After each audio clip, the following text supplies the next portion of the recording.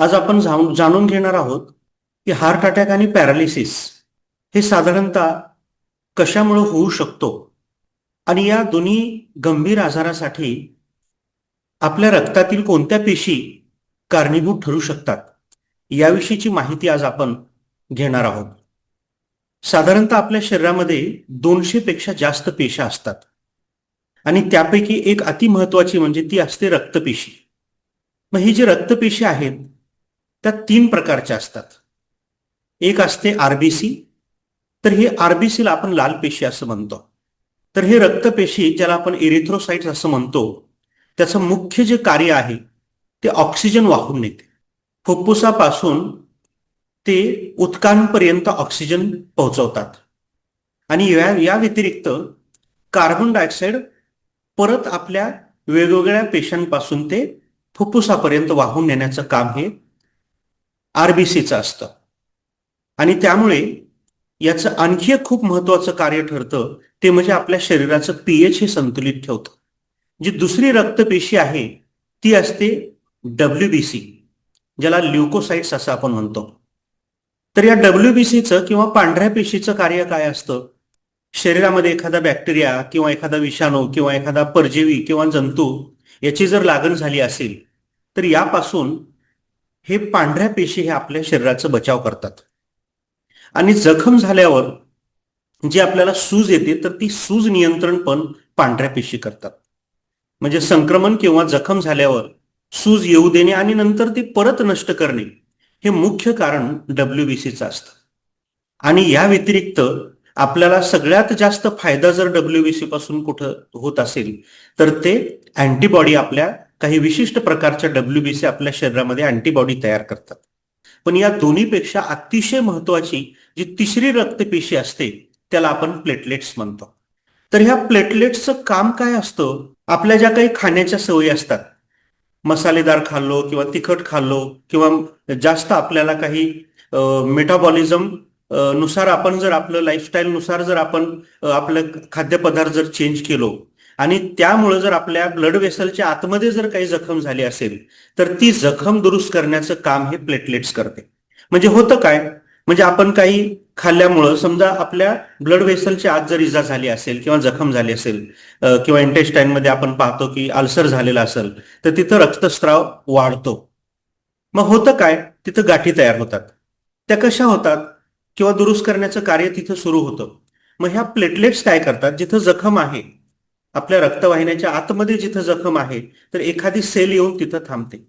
मग ती प्लेटलेटची एक सेल तिथं आली की दुसरी सेल काय करते ते आधी काहीही विचार न करता, एक जर प्लेटलेट तिथं दिसली तर पटापटा दुसऱ्या सेल्स येऊन तिथं जमा होतात आणि तिथे एक मोठी अशी गाठ तयार होते आणि त्याच्यापासून आपलं जे काही रक्तस्राव आहे ते बंद होतं किंवा स्टॉप होतं. पण होतं काय? ती प्लेटलेट हे विचार करत नाही की ते ब्लड वेसलच्या आतमध्ये आहे का बाहेर आहे, का शरीराच्या आतमध्ये आहे का बाहेर आहे, याचा अजिबात विचार करत नाही.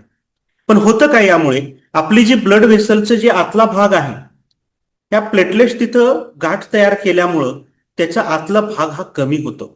म्हणजे त्याचं आतलं जे डायमीटर ते कमी होतं आणि आपलं रक्तस्राव जे आहे तिथं जे कमी झाल्यामुळं तो रक्तस्राव तिथं अतिशय प्रेशरने पुढे जातो. प्रेशरने पुढे जातो म्हणजे नेमकं काय होतं? तिथं ब्लड प्रेशर वाढतं, आपण ज्याला बीपी वाढलं असं म्हणतो. तर साधारणतः होतं काय? हे बीपी वाढल्यामुळं आपल्या रक्तवाहिन्यामध्ये रक्तस्राव किंवा त्याचा जो काही नॉर्मल फ्लो असतो तो ब्लॉक होतो. त्याला आर्टरी ब्लॉकेज असं आपण म्हणतो. म्हणजे जर आपण अँजिओग्राफी केली तर आपल्याला ब्लॉकेजेस आपल्याला कळतात आणि त्याच्यामुळं 2 वेसल्समध्ये किंवा रक्तवाहिन्यामध्ये ब्लॉक आहे का 3 मध्ये आहे का 4 मध्ये आहे हे आपल्याला तिथं लगेच लक्षात येतं. त्यामुळं ह्या ज्या काही प्लेटलेट्स आहेत, जर प्लेटलेट्स खूप सक्रिय झाले तर रक्ताच्या गुठळ्या किंवा क्लॉट तयार होतात आणि ज्यामुळे आपल्या हृदयाच्या ज्या रक्तवाहिन्या आहेत त्या रक्तवाहिन्या बंद होतात किंवा रक्तवाहिन्यामध्ये जमा होऊन कोलेस्ट्रॉल असतील किंवा फॅट्स असतील तर त्यासोबत हे जे प्लेटलेट्सच्या गुठळ्या तयार होतात आणि आपल्या हृदयाकडे जाणारा जो रक्तपुरवठा आहे तो खंडित होतो आणि त्याच्यामुळं हार्ट अटॅकची शक्यता वाढते. दुसरा आजार जो आहे म्हणजे आपल्या हृदयापासून खालचा भाग जो आहे तिथं जर काही ब्लॉकेजेस झाले तर हार्ट अटॅक येतो. त्याचप्रमाणे आपल्याला पॅरालिसिसची सुद्धा शक्यता नाकारता येत नाही. मग होतं काय, की आपल्या ब्रेनमध्ये ज्या काही रक्तवाहिन्या त्या खूप छोट्या असतात, त्याला आपण केशवाहिन्या म्हणतो. म्हणजे केसापेक्षाही छोट्या किंवा त्या आकाराच्या आपल्या रक्तवाहिन्या असतात. आणि तिथं जर जखम असेल आणि तिथं जर प्लेटलेट्स जाऊन तिथं जर गुठळ्या तयार केल्या, रक्ताच्या गुठळ्या तयार झाल्या किंवा क्लॉट तयार झालं, तर त्या कंडिशनमध्ये आपल्याला हेमरेजिक स्ट्रोक, ज्याला आपण ब्रेन स्ट्रोक सुद्धा म्हणतो, आणि रक्तवाहिन्या फुटण्याची शक्यता नाकारता येत नाही. तर आपल्याला तिथं पॅरालिसिसची शक्यता वाढते.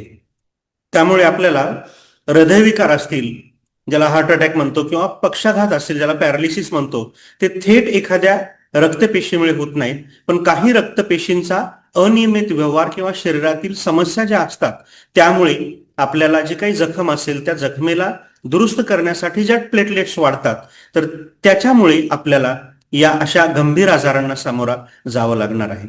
तर त्यामुळे आपल्याला जखम न होऊ देण्यासाठी आपले लाईफस्टाईल आपल्याला चेंज करावं लागेल. आपला आहार हे संतुलित ठेवलं पाहिजे. जास्त मसालेदार किंवा जास्त तिखट न खाता आपलं जे डाएट आहे ते डाएट अतिशय चांगलं ठेवलं पाहिजे. नियमित व्यायाम केलं पाहिजे. ज्यांना धूम्रपानाची सवय असते किंवा त्यामुळे जे काय आपल्या शरीरामध्ये जखमा होतात आणि त्यामुळे आपल्याला अशा प्रकारची गंभीर आजारांना सामोरे जावं लागणार आहे.